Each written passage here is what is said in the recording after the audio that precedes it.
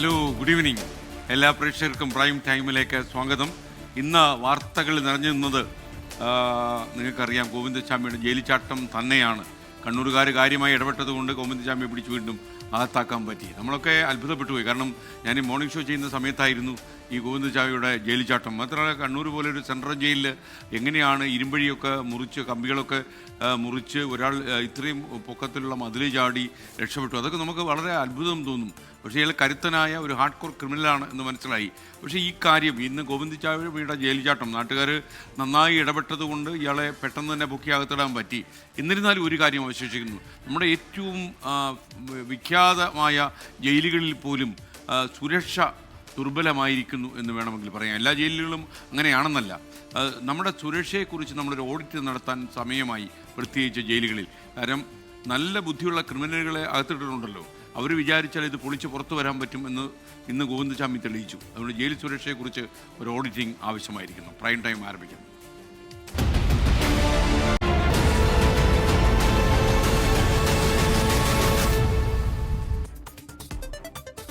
Prime ടൈമിലേക്ക് വീണ്ടും സ്വാഗതം. പ്രിയപ്പെട്ട പ്രേക്ഷകരെ, ജയിലിൽ ചാടിയ ഗോവിന്ദസ്വാമിയെ വളഞ്ഞു പിടിച്ചു.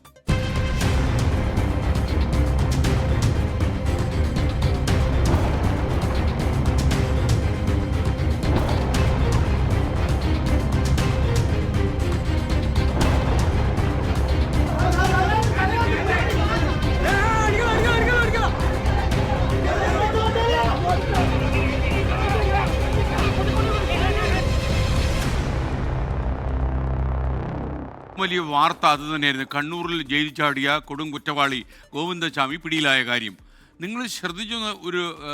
ഒരു കാര്യം ഞാൻ നിങ്ങളുടെ ശ്രദ്ധപ്പെടുത്തുക, ശ്രദ്ധിച്ച് കാണാൻ സാധ്യതയുണ്ട്. അതായത് ഈ ഒരു കൈ കാര്യമായിട്ടില്ല പുള്ളിക്ക്. മേപ്പിടിയാൻ എന്താ ചെയ്തത്? അത് ആളുകൾക്ക് മനസ്സിലായാൽ അത് ഗോവിന്ദസ്വാമിയാണെന്ന് തിരിച്ചറിയാൻ ധരിച്ച് ഒരു തലയിൽ ഒരു കെട്ട് വെച്ചിട്ട് അതിലിങ്ങനെ പിടിച്ചുകൊണ്ട്, പുള്ളി ഇടത് കരത്തിനായിരുന്നു പ്രശ്നം, അതിലിങ്ങനെ പിടിച്ചുകൊണ്ട് അഡ്ജസ്റ്റ് ചെയ്ത് നടന്നു പോകുന്ന ഗോവിന്ദസ്വാമി അപാര ബുദ്ധിമാൻ തന്നെ. കണ്ണൂർ തളാപ്പിലെ ആളൊഴിഞ്ഞ കെട്ടിടത്തിനോട് ചെന്ന കിണറ്റിൽ നിന്നാണ് പോലീസ് ഇയാളെ വളഞ്ഞിട്ട് പിടികൂടിയത്. നാട്ടുകാർ നൽകിയ ചില നിർണായക വിവരങ്ങളാണ് സൗമ്യ കൊലക്കേസിലെ പ്രതി ഈ ഗോവിന്ദസ്വാമിയെ മണിക്കൂറുകകം തന്നെ പിടിക്കാൻ പോലീസിനെ സഹായിച്ചത്. കണ്ണൂർ സെൻട്രൽ ജയിലിലെ സുരക്ഷാ വീഴ്ചയിൽ പിന്നീട് 3 ജയിൽ ഉദ്യോഗസ്ഥന്മാരെ സസ്പെൻഡ് ചെയ്തു. ഗോവിന്ദസ്വാമിയെ നാളെ വിയ്യൂർ സെൻട്രൽ ജയിലിലേക്ക് മാറ്റുകയാണ്. കുറച്ചുകൂടെ കനത്ത സുരക്ഷയുള്ള ജയിലാണ് തൃശ്ശൂരിലെ വിയ്യൂർ സെൻട്രൽ ജയിൽ. ജയിൽ ചാടിയ കേസിൽ ഗോവിന്ദസ്വാമിയെ കോടതി ഇന്ന് 14 ദിവസത്തേക്ക് റിമാൻഡ് ചെയ്യുകയും ചെയ്തു. ആ വാർത്തയിലേക്ക്. രാവിലെ 7:30യോടെയാണ് കേരളം ഞെട്ടലോടെ ആ വാർത്ത കേട്ടത്. പിന്നീട് സാക്ഷ്യം വഹിച്ചത് അതുവരെ കാണാത്ത തിരച്ചിലിന്. റെയിൽവേ സ്റ്റേഷനുകളും ബസ് സ്റ്റാൻഡുകളും ബീച്ചുകളും കേന്ദ്രീകരിച്ച് പോലീസിന്റെ തിരച്ചിൽ. വിവരം നൽകുന്നവർക്ക് പാരിതോഷികവും പ്രഖ്യാപിച്ചു.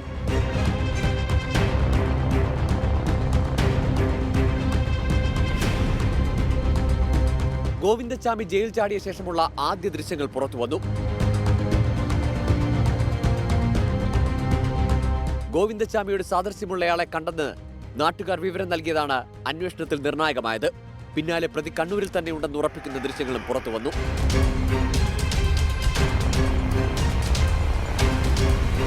നാട്ടുകാർ വിവരം നൽകിയതനുസരിച്ച് തളാപ്പ് മേഖലയിൽ പോലീസിന്റെ വ്യാപക പരിശോധന.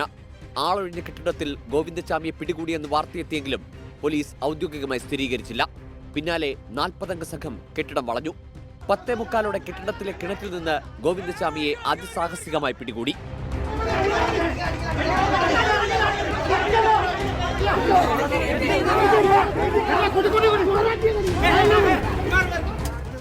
പ്രാഥമിക ചോദ്യം ചെയ്യലിനും വൈദ്യപരിശോധനയ്ക്ക് ശേഷം ഗോവിന്ദസ്വാമിയെ തെളിവെടുപ്പിനായി കണ്ണൂർ സെൻട്രൽ ജയിലിൽ എത്തിച്ചു. ജയിലിൽ 10ാം ബ്ലോക്ക്, ക്വാറന്റൈൻ ബ്ലോക്ക്, ചാടിയ മതിലിന്റെ ഭാഗം എന്നിവിടങ്ങളിൽ തെളിവെടുപ്പ് നടന്നു.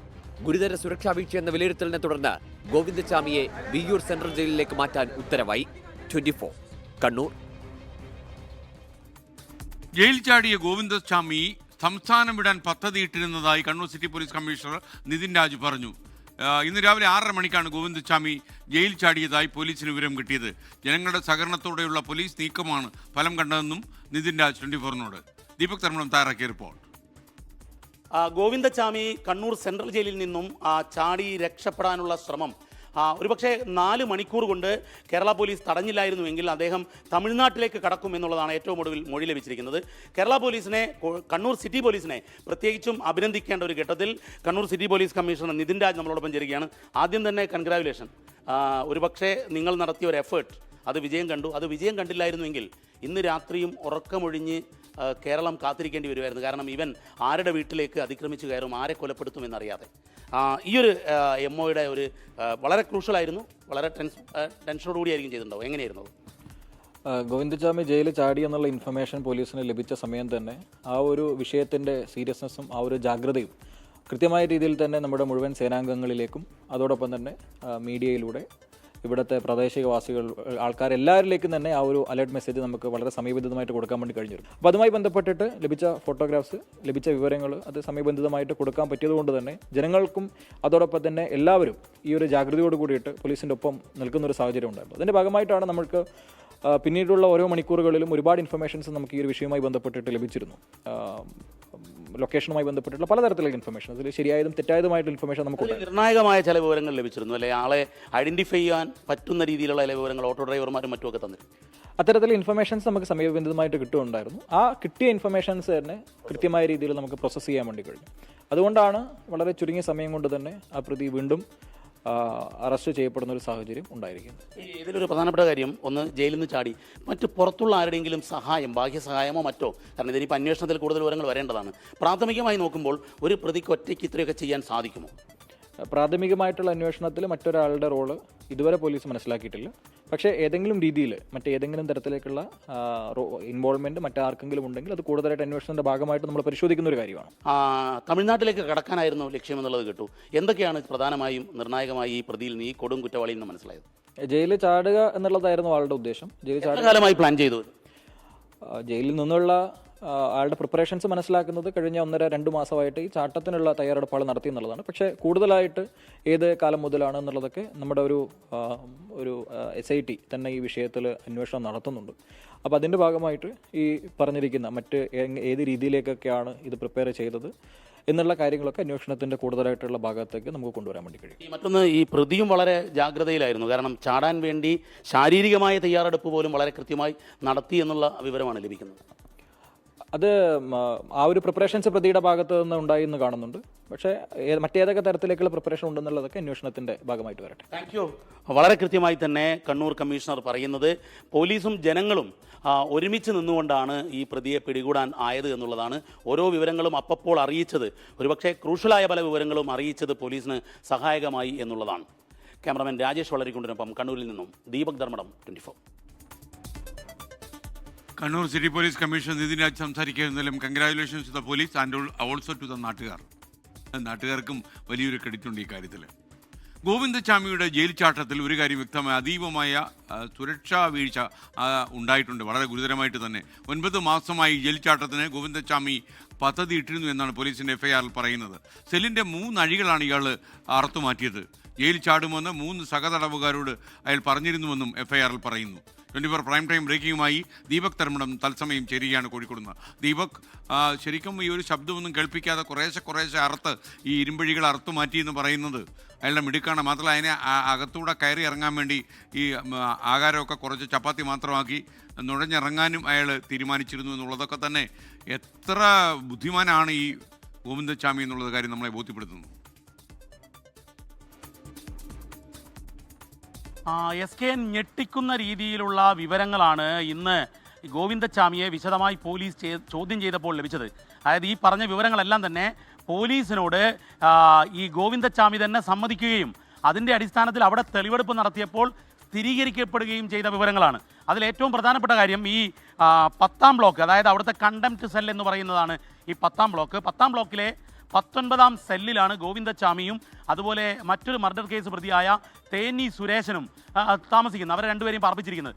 ഈ തേനി സുരേഷനോട് ജയിൽ ചാട്ടത്തെക്കുറിച്ച് ജയിൽ ചാടുമെന്നും കൃത്യമായി അറിയിച്ചിരുന്നു.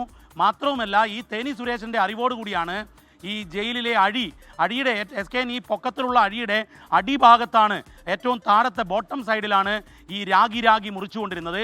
9 മാസമായി രാഗി മുറിക്കുന്നു എന്ന് പോലീസിനോട് അയാൾ തന്നെ കുറ്റസമ്മത മൊഴിയിൽ പറയുകയാണ്. അതിന് കാരണം പറഞ്ഞത്, ആരെയൊക്കെ ജയിലിൽ നിന്നും സർക്കാർ പുറത്തുവിട്ടാലും എന്നെ പുറത്തുവിടില്ലെന്ന് ഉറപ്പാണ്. അതുകൊണ്ട് ഒന്നുകിൽ ഞാൻ ചാടണം, അല്ലെങ്കിൽ ഞാൻ മരിക്കണം എന്നുള്ളതാണ് എൻ്റെ തീരുമാനം. അതിൻ്റെ ഭാഗമായാണ് ചാടാൻ തീരുമാനിച്ചത്. മാത്രവുമല്ല, ജയിലിൽ മരപ്പണിക്ക് വന്നവരിൽ നിന്നും ഈ രാഗി മുറിക്കാനുള്ള എക്സോബ്ലേഡ് അല്ല, അതിന് സമാനമായ മറ്റൊരു സാധനം കട്ടർ കരപ്പെടുത്തുകയും അത് രഹസ്യമായി ഒളിപ്പിച്ചു വയ്ക്കുകയും. ഈ ഏറ്റവും പ്രധാനപ്പെട്ട കാര്യം, ഈ മുറിക്കുന്നത് ഓരോ ദിവസവും രാത്രിയിലാണ്. ഇന്നലെ രാത്രി 1:10 കൂടിയാണ് ഈ കട്ടിംഗ് പൂർത്തിയായതിനു ശേഷം ഈ തല ആദ്യം പുറത്തെടുത്തു. മാത്രമല്ല, അതിൽ ഏറ്റവും പ്രധാനപ്പെട്ട കാര്യം, ഈ കട്ടിങ്ങിന് വേണ്ടി 3 സ്ഥലത്താണ് മുറിക്കുന്നത്. ആ മുറിക്ക് ഒരു സ്ക്വയർ കട്ടുള്ള ഈ സ്ക്വയറായിട്ടുള്ള ഒരു ഇതാണ്, അഴിയാണ്. ആ ഓരോ ഭാഗത്തും ഇങ്ങനെ കള്ളിക്കള്ളിയായിട്ടാണ്. ഈ കള്ളിക്കള്ളികളിലെ 3 എണ്ണം അറുത്തു മാറ്റി 1 വലിച്ചെടുക്കുകയും അതിലൂടെ തല പുറത്തേക്ക് ആദ്യം ഇടുന്നു, അത് കഴിഞ്ഞ് ഉടൽ പുറത്തേക്ക് ഇടുന്നു. ഈ തലയുടെ അളവ് മറ്റൊരിടത്ത് വെച്ച് നോക്കി ഉറപ്പിച്ചതിന് ശേഷമാണ് ഈ രാഗി മുറിക്കുന്നതിൻ്റെ അളവ് നിശ്ചയിച്ചത് എന്നുള്ളതുൾപ്പെടെ പോലീസിൻ്റെ ചോദ്യം ചെയ്യൽ സമ്മതിച്ചു എന്നുള്ളതാണ്. മറ്റൊന്ന് ഏറ്റവും പ്രധാനപ്പെട്ട കാര്യം, ഈ പുറത്തേക്ക് ചാടിയതിന് ശേഷം അവിടെ ഇട്ടിരുന്ന തോർത്തുകൾ, അതായത് മറ്റ് സെല്ലിലുള്ളവരുടെ ഈ കണ്ടം സെല്ലിൻ്റെ തൊട്ടടുത്തും അതുപോലെ തന്നെ ഈ സൈക്കാട്രിക് സെല്ലിൻ്റെയും തൊട്ടടുത്താണ്. അവിടെ ഈ മഴക്കാലത്ത് ഒരുപാട് തോർത്തുണ്ട്. ഈ തോർത്തുകൾ കെട്ടുന്നു, വാട്ടർ ടാങ്കിന് മുകളിലേക്ക് കയറുന്നു. അതിന് മുകളിൽ ഏറ്റവും പ്രധാനപ്പെട്ട കാര്യം, 300 ലിറ്റർ ടാങ്കർ വെള്ളം മുഴുവൻ ചീറ്റിയ സമയത്തും ജയിൽ അധികൃതർ അറിഞ്ഞില്ല. CCTV സർവേലൻസ് സർവദാ 24 മണിക്കൂറും ഉണ്ട്. അതിനൊരു ചുമതലക്കാരനായ ഉദ്യോഗസ്ഥനുണ്ട്. അവരിതറിയുന്നില്ല. SKN ഈ 1 മണിക്ക് 1:10 മുറിച്ചതിന് ശേഷം ഏതാണ്ട് 3:45 വരെ ജയിൽ കോമ്പൗണ്ടിനകത്ത് തന്നെ ഈ ഗോവിന്ദച്ചാമി ഉണ്ടായിരുന്നു എന്ന് ഗോവിന്ദച്ചാമി തന്നെ പോലീസിന് മൊഴി നൽകിയിരിക്കുന്നു. നമ്മുടെ ജയിൽ സംവിധാനത്തിൻ്റെ ഇന്നലെ രാത്രി ഉണ്ടായിരുന്ന സുരക്ഷാ ഉദ്യോഗസ്ഥരുടെ, ഈ സെല്ലിൻ്റെ ചുമതല വഹിക്കുന്നവരുടെ ഗുരുതര വീഴ്ചയാണ് SKN ഈ മൊഴിയിൽ ചൂണ്ടിക്കാണിക്കുന്നത്. അത് കഴിഞ്ഞ് ഈ വാട്ടർ ടാങ്കിന് മുകളിൽ ഒരു പാല് കൊണ്ടുവരുന്ന പാത്രം എടുത്തു വയ്ക്കുന്നു. ആ പാത്രത്തിന് മുകളിൽ കയറി അതിനുശേഷം ഒരു കമ്പ് മറ്റൊന്ന് ഈ പോലീസിൽ നിന്നും മറ്റ് ഇൻ്റലിജൻസ് ഉദ്യോഗസ്ഥരിൽ നിന്നും അറിയാൻ സാധിച്ചത്, ജയിൽ ചാടാനുള്ള ഉപകരണങ്ങളെല്ലാം ഈ ജയിലിൻ്റെ കോമ്പൗണ്ടിനുള്ളിൽ തന്നെ ഉണ്ട് എന്നുള്ളതാണ്. അങ്ങനെ മുളം കമ്പിൽ ഈ തുണി കെട്ടുന്നു. അതിനുശേഷം ഈ തുണിയിലൂടെ താഴേക്കിറങ്ങുന്നു. താഴേക്കിറങ്ങിയ ഗോവിന്ദച്ചാമി ആകെ സ്തബ്ധനായി. കാരണം സമാനമായ മറ്റൊരു മതിൽ അവിടെ തന്നെ ഉണ്ടായിരുന്നു. പിന്നീട് ആ മതിലും ചാടിയതിനു ശേഷമാണ് റോഡിലെത്തുന്നത്. റോഡിലെത്തിയിട്ട് കണ്ണൂർ ഭാഗത്തേക്ക് വരുന്നതിന് പകരം നേരെ ഒരു അമ്പലത്തിൻ്റെ ഭാഗത്തേക്ക് പോകുന്നു. അതിനുശേഷം AKG ആശുപത്രിയുടെ മുൻപിലെ മിൽമ ബൂത്തിലെത്തി അവിടെ നിന്നും റെയിൽവേ സ്റ്റേഷൻ്റെ വഴി ചോദിക്കുന്നു. വഴി ചോദിച്ച് നടക്കുന്നതിനിടയിലാണ് ഓട്ടോക്കാരുടെ ശ്രദ്ധയിൽപ്പെടുന്നത്. അതിനുശേഷമാണ് പിന്നീട് ഈ ട്വിസ്റ്റ് സംഭവിക്കുന്നത്. അതായത് ഈ കേസിൽ ആസൂത്രിതമായി 9 മാസം മുൻപ് തന്നെ തയ്യാറെടുപ്പ് തുടങ്ങിയിരുന്നു. ഈ നേരത്തെ സിറ്റി പോലീസ് കമ്മീഷണർ നമ്മളോട് പറഞ്ഞ പോലെ ഈ ആരോഗ്യ ഘടനയിൽ മാറ്റം വരുത്താൻ രാത്രിയിൽ ഭക്ഷണം ഇല്ലാതാക്കി. രാത്രിയിൽ ഭക്ഷണം കഴിക്കാറില്ല. നൈറ്റ് ഡയറ്റിംഗ് ആയിരുന്നു. ഉച്ചയ്ക്ക് കഴിക്കുന്ന ചപ്പാത്തി മാത്രം.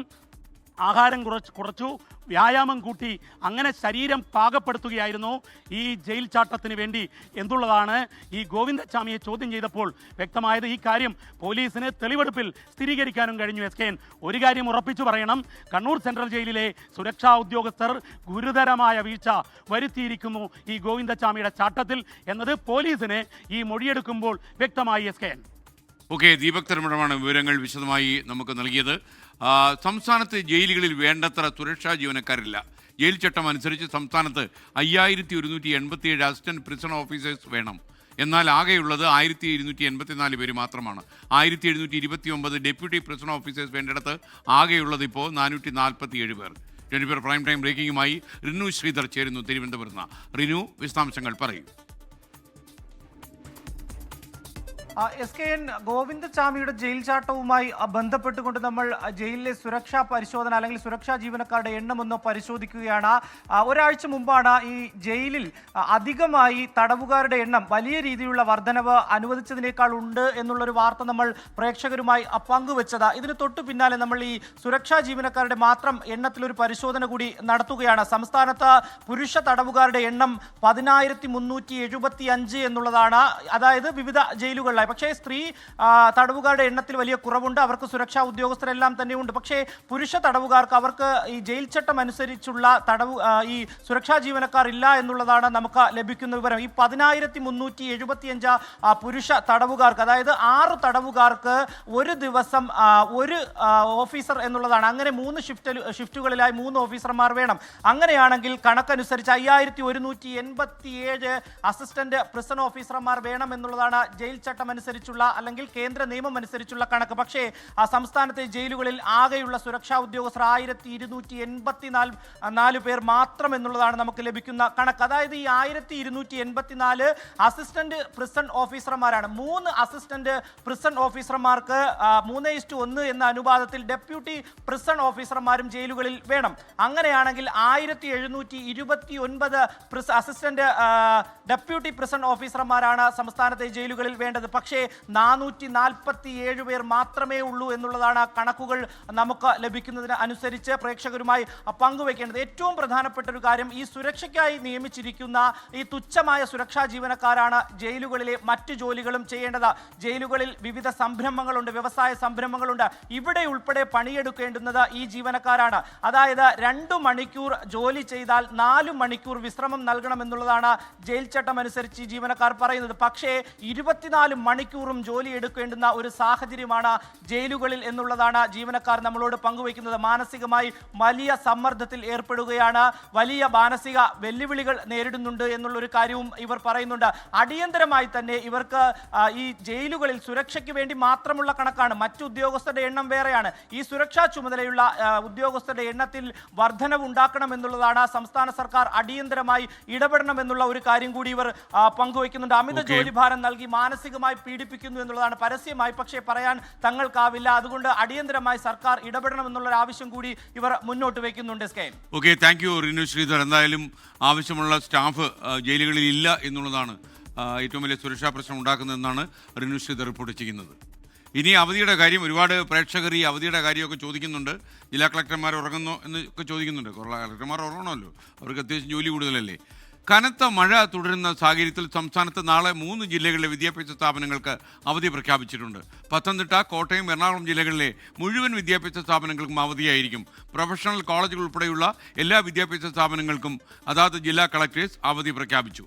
അപ്പോൾ ഈ ജില്ലകൾ ഒന്നുകൂടി ഞാൻ പറയാം. ഇനി മറ്റുള്ള ജില്ലകളിൽ മഴ പെയ്യുന്നു എന്ന് പറഞ്ഞ് നിങ്ങൾ കുറിമാനം ഇട്ടിട്ട് കാര്യമില്ല.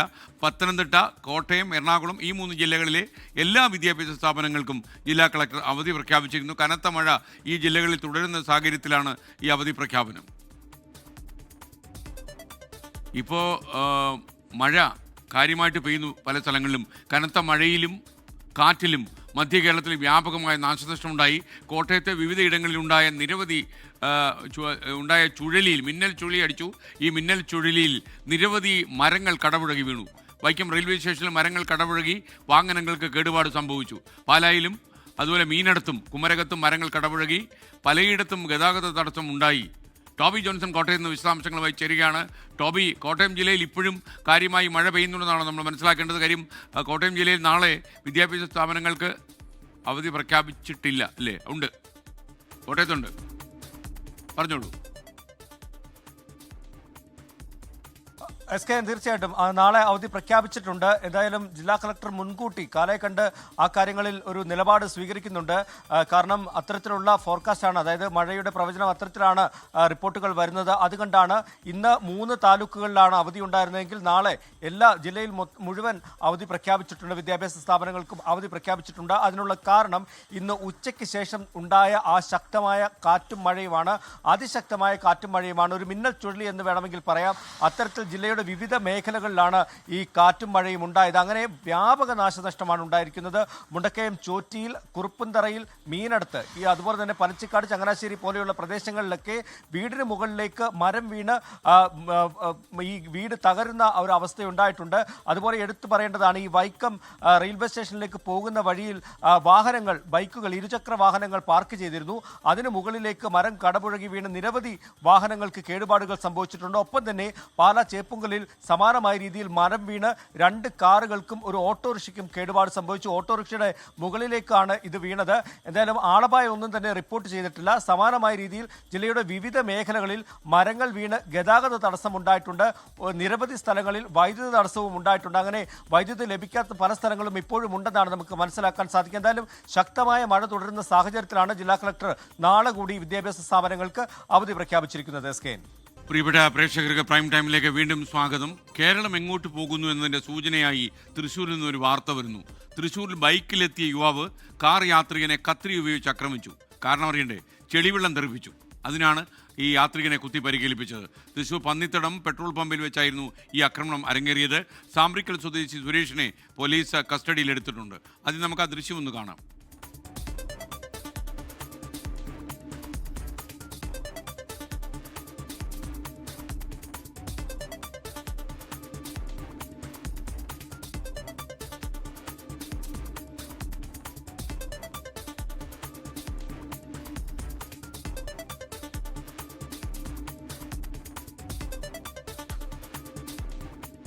തൃശ്ശൂരിൽ നിന്ന് സൂരജ് സജി ചേരുകയാണ്. അവസാനം പോലീസ് ഇയാളെ കസ്റ്റഡിയിലെടുത്തു എന്നാണ് നമ്മൾ മനസ്സിലാക്കുന്നത്. സൂരജ്, ടെലിഫോണിലാണ് സൂരജ് ഉള്ളത്. സൂരജ്, എന്താ അവിടെ സംഭവിച്ചത്?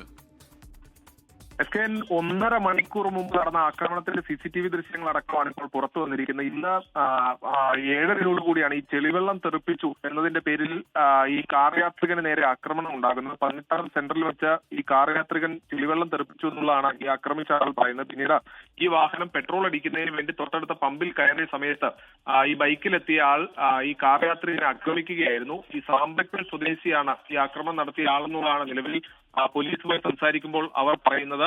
സാമ്പ്രക്കൽ സ്വദേശിയായിട്ടുള്ള സുരേഷ് ആണ് ഈ ആക്രമിച്ചത്. ഈ പരിക്കേറ്റ യുവാവിനെ ആശുപത്രിയിൽ പ്രവേശിപ്പിക്കുകയും ചെയ്തു. ഇതിൽ പ്രധാനപ്പെട്ട കാര്യം ഈ പമ്പിൽ വെച്ച ഈ കാർ യാത്രികനെ ആക്രമിക്കുന്ന സമയത്ത് പമ്പ് ജീവനക്കാർ ഓടി വന്ന് ഈ ആക്രമിയെ പിടിച്ചു മാറ്റിയത് കൊണ്ട് മാത്രമാണ് ഗുരുതരമായി പരിക്കേൽക്കാത്ത രീതിയിൽ ഈ കാർ യാത്രികന് രക്ഷപ്പെടാൻ സാധിച്ചത്. എന്തായാലും പരിക്ക് ഗുരുതരമല്ല എന്നുള്ളതാണ് നമുക്ക് ലഭിക്കുന്ന വിവരം. എന്തായാലും സംഭവത്തിൽ എരുമപ്പെട്ടി പോലീസ് കേസെടുക്കുകയും ചെയ്തിട്ടുണ്ട്. മറ്റു ചില വാർത്തകളിലേക്ക് വിശദമായി. കർണാടകയിലെ ധർമ്മസ്ഥല വെളിപ്പെടുത്തലിലെ അന്വേഷണത്തിനായി പ്രത്യേക അന്വേഷണ സംഘം ബംഗളൂരുവിലെത്തി. DIG MN അനുച്ഛേദ് ദക്ഷിണ മേഖല IG കൂടിക്കാഴ്ച നടത്തി.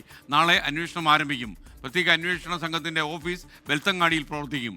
24 പ്രൈം ടൈം ബ്രേക്കിംഗുമായി ചെന്നൈയിൽ നിന്ന് മുഹമ്മദ് റഹീസ് തത്സമയം ചേരുകയാണ്. പറയൂ റഹീസ്, വിശദാംശങ്ങൾ. SKN പോലീസ് എന്തായാലും അവരുടെ പണി തുടങ്ങിയിട്ടുണ്ട്. SIT സംഘം അവരുടെ പണി തുടങ്ങി. അവിടെ ബെൽത്തങ്ങാടിയിലേക്ക് നാളെ രാവിലെ തന്നെ എത്തുമെന്നാണ് ഒടുവിൽ ലഭിക്കുന്ന വിവരം. ഇന്ന് വൈകിട്ടോടുകൂടി ഇവർ മംഗളൂരുവിലെത്തി ദക്ഷിണ മേഖല IG ഓഫീസിലെത്തി പ്രധാനപ്പെട്ട ഉദ്യോഗസ്ഥരൊക്കെ ഈ IG കൂടിക്കാഴ്ച നടത്തി. അതിൽ DGP സംഘത്തിൽ ഉണ്ടായിരുന്നില്ല. DIG MN അനുച്ഛേദാണ് ഈ പ്രധാനമായും ഈ സംഘത്തിനെ ഇപ്പോൾ ലീഡ് ചെയ്യുന്നത്. DGPയുടെ മേൽനോട്ടത്തിലാകും അന്വേഷണം നടത്തുക. പക്ഷേ ഫീൽഡിൽ അധിക സമയം ഉണ്ടാവുക DIG MN അനുച്ഛേദായിരിക്കും. അപ്പോൾ MN അനുച്ഛേദിന്റെ നേതൃത്വത്തിലുള്ള സംഘം മംഗളൂരുവിൽ എത്തിയിട്ടുണ്ട്. ഇപ്പോൾ പ്രധാനപ്പെട്ട ഉദ്യോഗസ്ഥരെല്ലാം മംഗളൂരുവിലെ ഗസ്റ്റ് ഹൗസിലാണ്. നാളെ പുലർച്ചയോടുകൂടി തന്നെ ഇവർ ഈ ബൽത്തങ്ങാടിയിലേക്ക് എത്തുമെന്നാണ് അറിയുന്നത്. ഈ അനുച്ഛേദ ദക്ഷിണ മേഖല IG വൈകിട്ട് കൂടിക്കാഴ്ച നടത്തി കേസിലെ പ്രധാനപ്പെട്ട അവരുടെ ഒരു രീതി അല്ലെങ്കിൽ കേസ് അന്വേഷിക്കുന്നത് ഏത് സ്വഭാവത്തിലായിരിക്കും, ഏത് രീതിയിലായിരിക്കും, എന്തൊക്കെയാണ് തങ്ങൾക്ക് ആവശ്യമായിട്ടുള്ള കാര്യങ്ങൾ, എന്താണ് വേണ്ട നിർദ്ദേശങ്ങൾ, ഇക്കാര്യങ്ങളൊക്കെയും ഈ DIGയും ഒപ്പം തന്നെ IG കൂടിക്കാഴ്ചയിൽ ഇരുവരും തമ്മിൽ സംസാരിച്ചു. ഏതാണ്ട് 1.5 മണിക്കൂറോളം നീളുന്ന ഒരു കൂടിക്കാഴ്ചയായിരുന്നു നടന്നത്. അങ്ങനെ അതിനുശേഷം ബൽത്തങ്ങാടിയിൽ തന്നെയായിരിക്കും ഈ SITയുടെ ഓഫീസ് തുറന്ന് പ്രവർത്തിക്കുക എന്നുള്ള കാര്യം കൂടി വ്യക്തമായിരിക്കുകയാണ്. നേരത്തെ ഇത് മംഗളൂരുവിലായിരിക്കും തുറക്കുക എന്നാണ് അറിയിച്ചിരുന്നത്. അപ്പോൾ അതിന്റെ ഒരു പ്രശ്നം 75-80 കിലോമീറ്ററുകൾ ഉണ്ട് ഈ ധർമ്മസ്ഥലയിൽ നിന്നും മാംഗ്ലൂരിലേക്ക്. അപ്പോൾ മാംഗ്ലൂരിൽ വേണ്ട, മറിച്ച് അടുത്തുള്ള ബൽത്തങ്ങാടിയിൽ തന്നെ മതി എന്നുള്ളൊരു തീരുമാനമാണ് എടുത്തിരിക്കുന്നത്. നാളെ ഒരുപക്ഷെ ഈ സംഘം ഈ ശുചീകരണ തൊഴിലാളി പറഞ്ഞ ആ ഏരിയ കാടിന്റെ പ്രധാനമായിട്ടും ആ കാടുകൾ ഉൾക്കാടുകളിലൊക്കെ എത്തി ഒരു പ്രാഥമിക പരിശോധന നാളെ നടത്തും എന്നുള്ള വിവരം കൂടി പുറത്തു വരുന്നുണ്ട്. ഈ നേരത്തെ ഈ സംഘത്തിൽ നിന്ന് മാറിയ സൗമ്യലത IPS ഒഴികെയുള്ള എല്ലാവരും ഇപ്പോൾ ഈ സംഘത്തിനൊപ്പം ഉണ്ട് എന്നാണ് നമുക്ക് ലഭിക്കുന്ന വിവരം. പക്ഷേ ഒരു ഉദ്യോഗസ്ഥൻ ഒരുപക്ഷെ ഇനിയും ഈ സംഘത്തിൽ നിന്ന് കൊഴിഞ്ഞു പോകാമെന്ന് കൂടി ചില റിപ്പോർട്ടുകൾ പുറത്തു വരുന്നുണ്ട്. അപ്പോൾ എന്തായാലും അന്വേഷണം നാളെ തന്നെ ആരംഭിക്കും. ഇനി എപ്പോഴാണ് തെളിവെടുപ്പ് നടക്കുക അല്ലെങ്കിൽ അവിടെ ഒരു മാസ് എക്സ്കവേഷൻ നടത്തുക എന്നാണ് കണ്ടെത്തേണ്ടത്. Okay, thank you. മുഹമ്മദ് റഹീസാണ് ചെന്നൈയിൽ ചേർന്ന. ഈ റഹീസാണ് പ്രധാനമായിട്ടും റഹീസ് അടങ്ങുന്ന വാർത്താ സംഘമാണ് ഈ സ്പന്ദിക്കുന്ന അസ്ഥിമാടങ്ങൾ എന്നുള്ള വാർത്താ പരമ്പര തയ്യാറാക്കി അവതരിപ്പിക്കുന്നത്.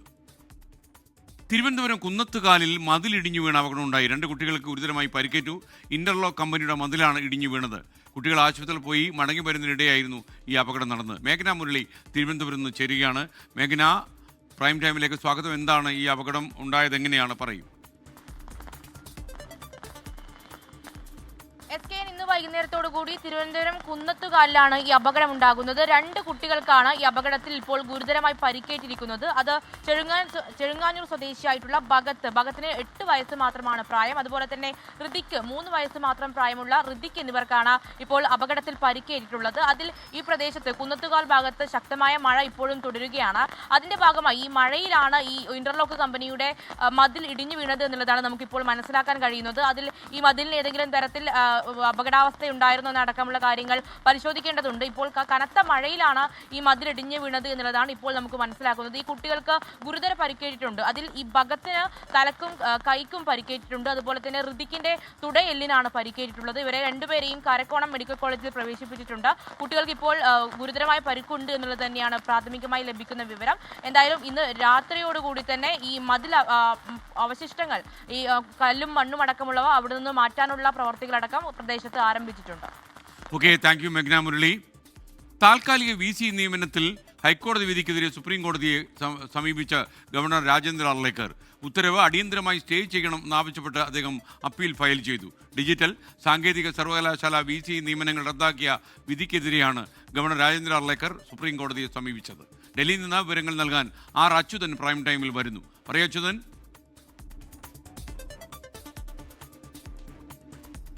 SK ഈ താൽക്കാലിക VC നിയമനത്തിൽ സർക്കാർ ഗവർണർ നിയമ പോരാട്ടം അത് അവസാനിക്കുന്നില്ല. ഇത് നേരത്തെ ഹൈക്കോടതി ഡിവിഷൻ ബെഞ്ച് പരിഗണിച്ച ഘട്ടത്തിൽ അന്ന് നിരീക്ഷിച്ചത് ഈ താൽക്കാലിക VCക്ക് 6 മാസ കാലയളവ് മാത്രമേ ഉള്ളൂ. മറിച്ച് സർക്കാർ പാനലിൽ നിന്ന് സ്ഥിരം നിയമനം നടത്തണം എന്നതുൾപ്പെടെയുള്ള നിരീക്ഷണങ്ങളോടുകൂടിയാണ് ഹൈക്കോടതി ഡിവിഷൻ ബെഞ്ചും ഇക്കാര്യത്തിൽ സർക്കാർ അനുകൂലമായ ഒരു തീരുമാനത്തിലേക്ക് എത്തുന്നത്. അതിനുശേഷമാണ് ഗവർണർ ഇക്കാര്യത്തിൽ സുപ്രീം കോടതിയെ സമീപിക്കുവാനുള്ള നിയമ ഉപദേശങ്ങൾ ആരംഭിച്ചത്. ഡൽഹി കേന്ദ്രീകരിച്ച് ഉൾപ്പെടെ ഗവർണർ തങ്ങിക്കൊണ്ട് ഇത്തരം നിയമോപദേശങ്ങൾ ഇക്കാര്യത്തിൽ സ്വീകരിച്ചിരുന്നു. അതിലെല്ലാം ഒടുവിലാണ് ഇപ്പോൾ ഗവർണർ രാജേന്ദ്ര അർലേക്കർ സുപ്രീം കോടതിയെ സമീപിച്ചിരിക്കുന്നത്. ഹൈക്കോടതി വിധിക്കെതിരെയാണ് ഈ അപ്പീൽ നൽകിയിരിക്കുന്നത്. ഇതിൽ പറയുന്നത് നിലവിലെ ഹൈക്കോടതി ഡിവിഷൻ ബെഞ്ചിന്റെ വിധി അത് സ്റ്റേ ചെയ്യണമെന്നാവശ്യപ്പെട്ടാണ് ഈ അപ്പീൽ ഫയൽ ചെയ്തിരിക്കുന്നത്. അതായത് ഡിജിറ്റൽ സാങ്കേതിക സർവകലാശാല VC നിയമനങ്ങൾ റദ്ദാക്കിയ വിധിക്കെതിരെയാണ് നിലവിൽ അപ്പീൽ നൽകിയിരിക്കുന്നത്. നേരത്തെ UGCയെ കക്ഷി ചേർക്കാനുള്ള ചില നീക്കങ്ങൾ കൂടി ഗവർണറുടെ ഭാഗത്ത് നടത്തിയിരുന്നു. അതായത് താൽക്കാലിക VC നിയമനത്തിൽ UGC മാനദണ്ഡം ബാധകമാണോ എന്നത് കോടതിയെ ബോധിപ്പിക്കാൻ കൂടിയായിരുന്നു UGCയെ സമീപിക്കാൻ ഒരുങ്ങുന്നത്. ഇക്കാര്യത്തിൽ സംസ്ഥാനം നേരത്തെ തന്നെ തടസ്സ ഹർജിയും നൽകിയിട്ടുണ്ട്. തങ്ങളുടെ വാദം കേൾക്കാതെ തീരുമാനമെടുക്കരുത് എന്ന തടസ്സ ഹർജിയും സംസ്ഥാനം നൽകിയിട്ടുണ്ട്. എന്തായാലും തിങ്കളാഴ്ച സുപ്രീം കോടതി വീണ്ടും ചേരുമ്പോൾ ഈ അപ്പീൽ മെൻഷൻ ചെയ്യുമെന്നാണ് മനസ്സിലാക്കാൻ സാധിക്കുന്നത്. എന്തായാലും നിലവിൽ സുപ്രീം കോടതി ഇക്കാര്യത്തിൽ സ്വീകരിക്കുന്ന നിലപാടും നിർണായകമാകും. SK ഒരു വാർത്ത. നിലമ്പൂർ ഷൊർണൂർ റെയിൽവേ പാതയിൽ ഇലക്ട്രിക് ലൈനുമേൽ മരം വീണു. തൂരിലാണ് ലൈനിന് മുകളിൽ മരം വീണത്. അങ്ങാടിപ്പുറത്ത് നിന്ന് നിലമ്പൂരിലേക്കുള്ള പാസഞ്ചർ ട്രെയിൻ റദ്ദ് ചെയ്തു. ഷൊർണൂരിലേക്കുള്ള പാസഞ്ചർ അങ്ങാടിപ്പുറത്ത് നിന്നാണ് ഇനി ആരംഭിക്കുക എന്ന് റെയിൽവേ അറിയിക്കുന്നു. ഇതുമൂലം നിലമ്പൂർ ഷൊർണൂർ ട്രെയിൻ ഗതാഗതം ഏതാണ്ട് താറുമാറായി എന്നാണ് ഞങ്ങളുടെ ബ്യൂറോ അറിയിക്കുന്നത്. ഇനിയൊരു ഇടവേളയാണ്. ഇടവേള കഴിയുമ്പോൾ മഹാരാഷ്ട്രയിലെ വസായിൽ നിന്നുള്ള അതിസങ്കടകരമായ ഒരു വാർത്തയിലേക്കാണ് പോകുക. ഫ്ളാറ്റിൻ്റെ 12ാം നിലയിൽ നിന്ന് വീണ് ഒരു 4 വയസ്സുകാരി മരിച്ചു. ഈ വാർത്തയിലേക്കാണ് നമ്മൾ പോകുന്നത്. ബ്രേക്ക്. പ്രിയപ്പെട്ട പ്രേക്ഷകർക്ക് വീണ്ടും സ്വാഗതം. പ്രൈം ടൈം തുടരുകയാണ്. ഏറ്റവും ദുഃഖകരമായ ഒരു വാർത്ത. മഹാരാഷ്ട്രയിലെ വസായിൽ ഫ്ളാറ്റിൻ്റെ 12ാം നിലയിൽ നിന്ന് വീണ് ഒരു 4 വയസ്സുകാരി മരിച്ചു. ഷൂറാക്കിന് മുകളിൽ നിന്ന് കാൽ വഴുതി താഴേക്ക് വീഴുകയായിരുന്നു. അപകടത്തിൻ്റെ നടുക്കുന്ന ദൃശ്യങ്ങൾ പുറത്തു വന്നു.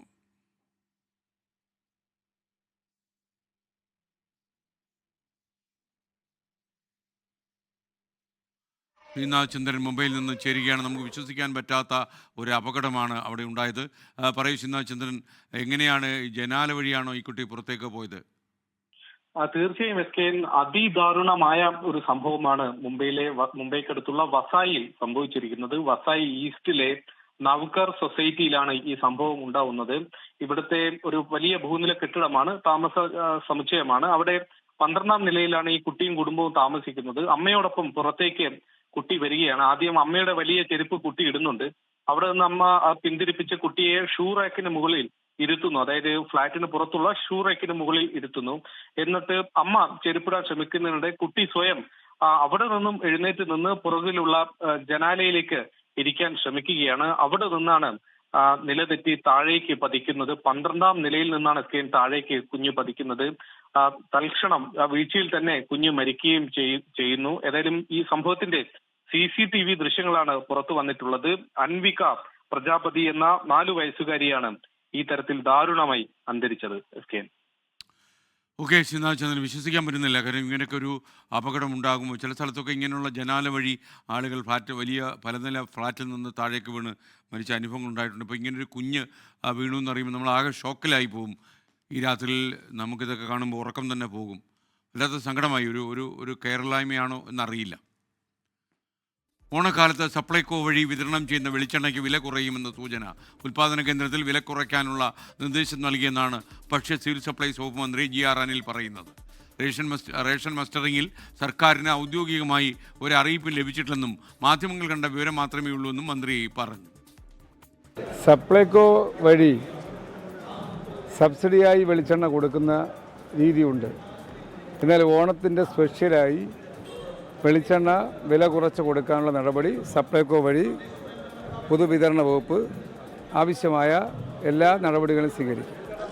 കേരളത്തിലെ കേരഫെഡ് അടക്കം ഗവൺമെൻറ്റിൻ്റെ നിയന്ത്രണത്തിലുള്ള സ്ഥാപനങ്ങളാണെങ്കിലും സഹകരണ പ്രസ്ഥാനങ്ങളുടെ സ്ഥാപനങ്ങളാണെങ്കിലും ഇത്തരമൊരു ഘട്ടത്തിൽ അവരുടെ ഉൽപ്പാദന കേന്ദ്രങ്ങളിൽ വെളിച്ചെണ്ണയുടെ വില കുറച്ച് കൊടുക്കാൻ തയ്യാറാകണമെന്നുള്ളതാണ് ഈ സമയത്ത് ജനങ്ങളെ സഹായിക്കാൻ കഴിയുന്ന കാര്യം. കേന്ദ്ര ഗവൺമെൻറ്റിൻ്റെ ഇങ്ങനൊരു ഡയറക്ഷൻ ഉള്ളതായിട്ട് ചില മാധ്യമങ്ങൾ റിപ്പോർട്ട് ചെയ്തു. എന്താണെന്ന് പരിശോധിക്കും. ഞങ്ങൾ 98.5% മസ്റ്ററിങ്ങിൽ പങ്കെടുത്തിട്ടുണ്ട്. കൂടുതൽ വിവരങ്ങളുമായി റിനു ശ്രീധർ ചേരുന്നു തിരുവനന്തപുരത്ത്. റിനു, പറയൂ വിവരങ്ങൾ. SKN, നമുക്കറിയാം കഴിഞ്ഞ കുറച്ച് നാളായി വെളിച്ചെണ്ണയ്ക്ക് വലിയ രീതിയിലുള്ള വിലവർധനവാണ് വിപണിയിൽ അനുഭവപ്പെടുന്നത്. ഇത് പിടിച്ചു നിർത്തുവാൻ വേണ്ടി സംസ്ഥാന സർക്കാർ വലിയ രീതിയിലുള്ള ഒരു പരിശ്രമം നടത്തുകയും ചെയ്യുന്നുണ്ട്. സപ്ലൈകോ വഴി മിതമായ നിലയ്ക്ക് വെളിച്ചെണ്ണ എത്തിക്കുവാൻ വേണ്ടിയിട്ടുള്ള ഒരു ഇടപെടലാണ് നടത്തുന്നത് എന്നുള്ളതാണ് ഭക്ഷ്യവകുപ്പ് മന്ത്രി GR അനിൽ അറിയിച്ചിട്ടുള്ളത്. കഴിഞ്ഞ മാസം ഏകദേശം 300 രൂപയ്ക്ക് കിട്ടിയിരുന്ന വെളിച്ചെണ്ണ ഇന്ന് 400-500 രൂപയായി മാറുന്ന ഒരു സാഹചര്യത്തിലേക്ക് എത്തിയിരിക്കുന്നു. അതുകൊണ്ട് തന്നെ ഈ ഉൽപ്പാദന സ്ഥലങ്ങളിൽ കേരഫെഡിൽ അടക്കം ഉൽപ്പാദന കേന്ദ്രങ്ങളിൽ അടക്കം ഇടപെട്ടുകൊണ്ട് സപ്ലൈകോ വഴി ഓണക്കാലത്തെങ്കിലും സബ്സിഡി നിരക്കിൽ വെളിച്ചെണ്ണ നൽകുവാൻ വേണ്ടിയിട്ടുള്ള ഒരു ഇടപെടലാണ് നടത്തുന്നത് എന്നുള്ളതാണ് മന്ത്രി പറഞ്ഞത്. ഇതിന് സംസ്ഥാനത്തിന് പുറത്തുള്ള ഉൽപ്പാദന കേന്ദ്രങ്ങളിലും ഇടപെടൽ നടത്തുന്നുണ്ട്. തമിഴ്നാട് പോലുള്ള സ്ഥലങ്ങളിലും ഉൽപ്പാദകരുമായി സംസാരിക്കുന്നുണ്ട്, ചർച്ച ചെയ്യുന്നുണ്ട് എന്നുള്ളതാണ് അദ്ദേഹം പറയുന്നത്. പക്ഷേ ഏറ്റവും പ്രധാനപ്പെട്ട ഒരു കാര്യം, നിലവിൽ ഇപ്പോൾ സപ്ലൈകോയിലും വെളിച്ചെണ്ണ കിട്ടാനില്ല എന്നുള്ളതാണ് ഏറ്റവും പ്രധാനപ്പെട്ട ഒരു കാര്യം. പക്ഷേ ഓണക്കാലത്ത് സജീവമായി ഇടപെടൽ നടത്തി വെളിച്ചെണ്ണ എത്തിക്കുവാൻ വേണ്ടിയിട്ടുള്ള ഒരു ഇടപെടലിലേക്കാണ് സംസ്ഥാന സർക്കാരും ഭക്ഷ്യവകുപ്പും പോകുന്നത്. എന്തായാലും മസ്റ്ററിങ്ങുമായി ബന്ധപ്പെട്ട കാര്യത്തിൽ നിലവിൽ തീരുമാനങ്ങളൊന്നും എടുത്തിട്ടില്ല. കേന്ദ്ര സർക്കാർ ഇത്തരത്തിൽ ഒരു തീരുമാനം എടുത്തതായി മാധ്യമങ്ങളിലൂടെ അറിഞ്ഞത് മാത്രമാണ് എന്നതാണ് അദ്ദേഹം പങ്കുവെച്ചത്. SKN. Okay, thank you Rinu Sreedhar. ഇപ്പോൾ ഒരു കാഞ്ഞങ്ങാട് നിന്നൊരു അറിയിപ്പ് വരുന്നു. കാഞ്ഞങ്ങാട് പടന്നക്കാട് ടാങ്കർ അപകടത്തിൽ ഈ പ്രദേശത്ത് ഏർപ്പെടുത്തുന്ന ഗതാഗത നിയന്ത്രണം നാളെയും തുടരും. നാളെ രാവിലെ വരെ ഗതാഗത നിയന്ത്രണം തുടരുമെന്നാണ് ഇപ്പോൾ ലഭിച്ചിരിക്കുന്ന അറിയിപ്പ്. വൈദ്യുതി ബന്ധവും നാളെ മാത്രമേ പുനഃസ്ഥാപിക്കാൻ കഴിയൂവെന്നും അറിയിപ്പ് വന്നിട്ടുണ്ട്. എന്തായാലും ഈ മറിഞ്ഞ ടാങ്കർ മറ്റൊരിടത്തേക്ക് മാറ്റിയെന്നും വിവരം ലഭിച്ചിട്ടുണ്ട്. ഒഴിഞ്ഞ ടാങ്കറിലേക്ക് പാചകവാതകം മാറ്റാൻ ഇപ്പോൾ ശ്രമം തുടരുകയാണ്. ഇപ്പോൾ വരുന്ന സങ്കടകരമായ മറ്റൊരു വാർത്ത, പത്തനംതിട്ട ചുങ്കപ്പാറയിൽ വിറക് പുരയ്ക്കുമേൽ മരം വീണ് ഒരു ഗൃഹനാഥൻ മരിച്ചു. വെള്ളിക്കര ബേബി ജോസഫാണ് മരിച്ചത്. 62 വയസ്സ് പ്രായമുണ്ടായിരുന്നു അദ്ദേഹത്തിന്. സങ്കടകരമായ വാർത്തകൾ ഒന്നായി വന്നുകൊണ്ടിരിക്കുകയാണ്. ഇനി മറ്റൊരു വാർത്ത, നിലമ്പൂർ ഷൊർണൂർ റെയിൽവേ പാതയിൽ ഇലക്ട്രിക് ലൈനിന് മുകളിൽ മരം വീണു. നിലമ്പൂർ ഷൊർണൂർ ട്രെയിൻ ഗതാഗതം ഏതാണ്ട് താറുമാറായി. അതിൻ്റെ ദൃശ്യമാദ്യം ഒന്ന് നോക്കാം നമുക്ക്.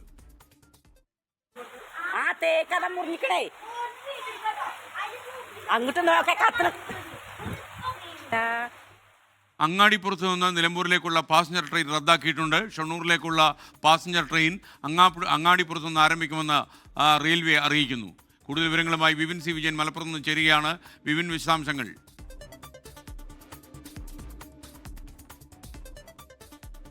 ഇന്ന് വൈകിട്ട് അടിച്ച ശക്തമായ കാറ്റിലാണ് ഈ വാണിയമ്പലത്തിനും അങ്ങാടിപ്പുറത്തിനും ഇടയിലുള്ള ഷൊർണൂർ നിലമ്പൂർ റെയിൽവേ പാതയിലെ വൈദ്യുതിയുടെ ലൈനിന് മുകളിലേക്ക് മരം പൊട്ടി വീണത്. ഈ മരം പൊട്ടി വീഴുന്നതിൻ്റെ ആ ദൃശ്യങ്ങളാണ് നമ്മൾ ഇപ്പോൾ കണ്ടത്.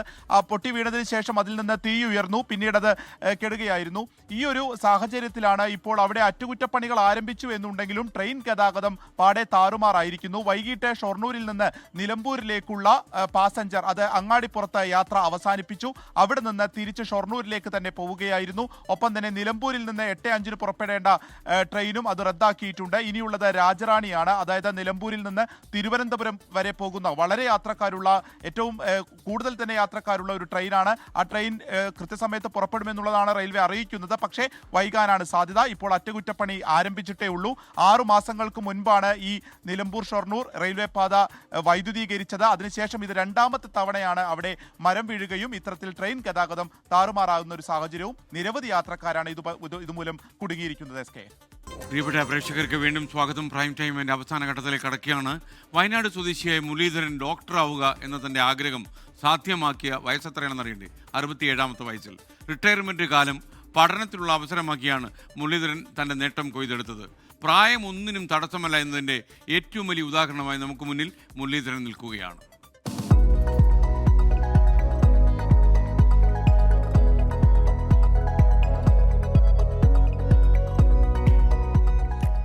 ഔദ്യോഗിക ജീവിതത്തിൽ നിന്ന് വിരമിച്ച് കുടുംബത്തോടൊപ്പം ചിലവഴിക്കേണ്ട സമയം ഡോക്ടറാവാൻ പോയ ആളാണ് ഇദ്ദേഹം. കൽപ്പറ്റ എമിലി സ്വദേശിയായ കരയടത്ത് മുരളീധരൻ ആഗ്രഹ സഫലീകരണത്തിന്റെ നിറവിലാണ്. സ്റ്റേറ്റ് ബാങ്ക് ഓഫ് ഇന്ത്യയിൽ നിന്ന് 36 വർഷത്തെ സേവനത്തിന് ശേഷമാണ് ഡോക്ടറാവാനായി ഉസ്ബെക്കിസ്ഥാനിലേക്ക് വിമാനം കയറിയത്. 6 വർഷത്തെ പഠനത്തിനിപ്പുറം ഡോക്ടർ എന്ന പദവി സ്വന്തം പേരിനൊപ്പം കൂട്ടിച്ചേർത്തു. ദൈവാനുഗ്രഹം കൊണ്ട് ഉസ്ബെക്കിസ്ഥാനിൽ പോകാനും അവിടുത്തെ ആൻറ്റിജൻ സ്റ്റേറ്റ് മെഡിക്കൽ ഇൻസ്റ്റിറ്റ്യൂട്ടിൽ എൻ്റെ മകനേക്കാളും പ്രായം കുറഞ്ഞ കുട്ടികളുടെ കൂടെ ഇരുന്ന് പഠിച്ച് ഒരു ഡോക്ടറാവാൻ എനിക്ക് സാധിച്ചു. 2019 നീറ്റ് പരീക്ഷ എഴുതി വിജയിച്ചു. എന്നാൽ പ്രായം മെഡിക്കൽ പ്രവേശനത്തിന് തടസ്സമായി. ഇന്ത്യയിൽ എവിടെയും പ്രവേശനം ലഭിക്കാതെ വന്നതോടെയാണ് ഉസ്ബെക്കിസ്ഥാനിലെ ആന്റിജൻ സ്റ്റേറ്റ് മെഡിക്കൽ ഇൻസ്റ്റിറ്റ്യൂട്ടിൽ ചേരുന്നത്.